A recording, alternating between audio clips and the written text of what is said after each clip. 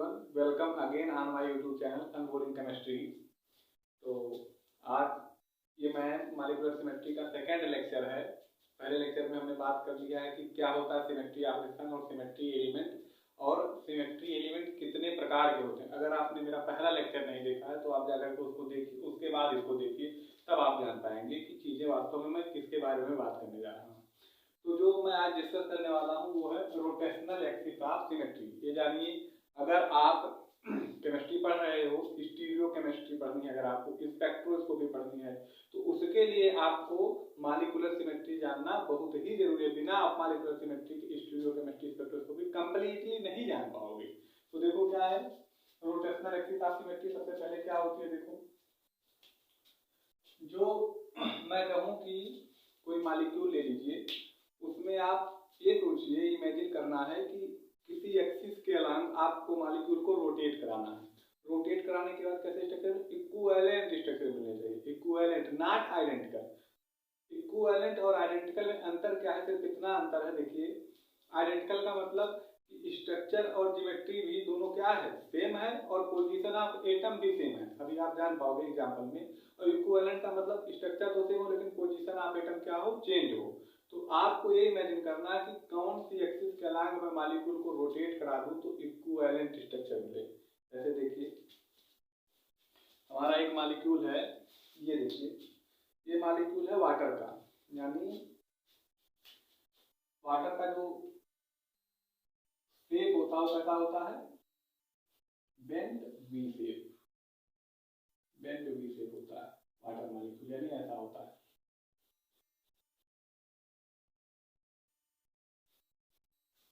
यानी ये मॉलिक्यूल है वाटर का। देखिए, ये किसका मॉलिक्यूल है, वाटर का।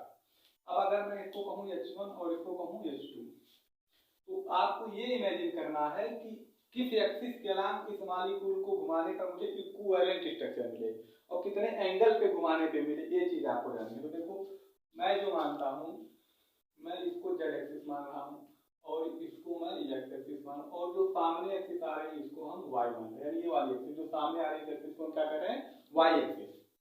तो अब देखिए, अगर मैं इस मॉलिक्यूल को इस एक्सिस के अलांग, यानी ये कौन सी एक्सिस हमारी ऊपर वाली, Z एक्सिस, अगर इस मॉलिक्यूल को मैं 180 डिग्री घुमा दे रहा हूँ तो अगले में क्या हो जाएगा, ये H2 आपका उठ के इधर आ जाएगा और H1 कहाँ आ जाएगा, यहाँ।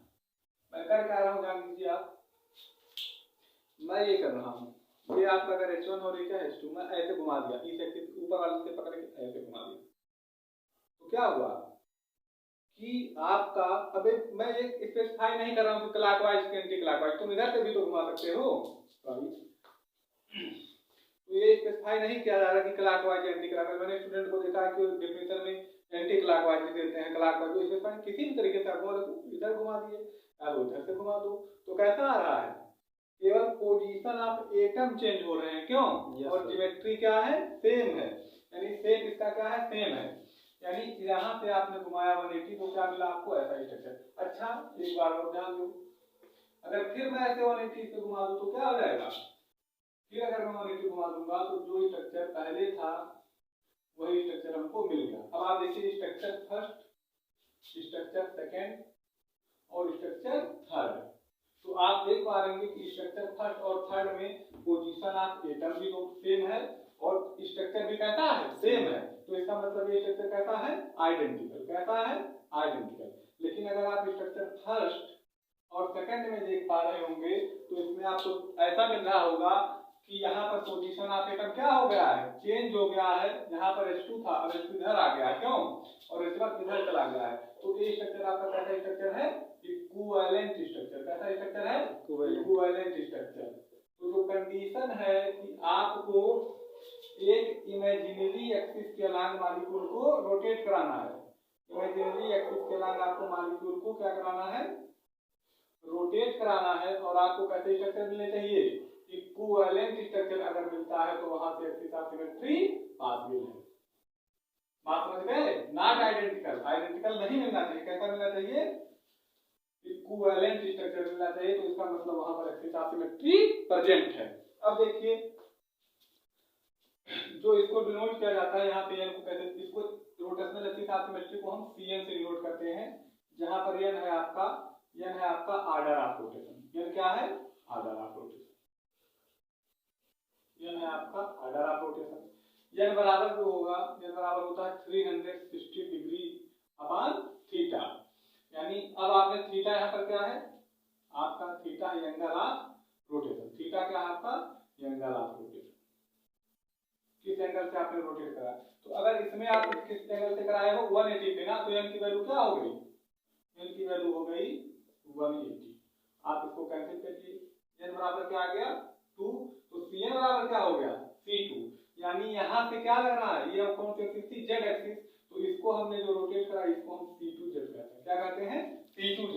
यानी यहाँ से मैंने मॉलिक्यूल में क्या लगाया? C2Z। तो Z के अलग हमको घुमाने पर, देखिए Z के अलग हमको घुमाने पर कैसा मिल रहा है? इक्विवेलेंट स्ट्रक्चर मिल रहा है। इसलिए हम कहते हैं कि यहाँ से एक्सिस ऑफ सिमेट्री पॉसिबल है।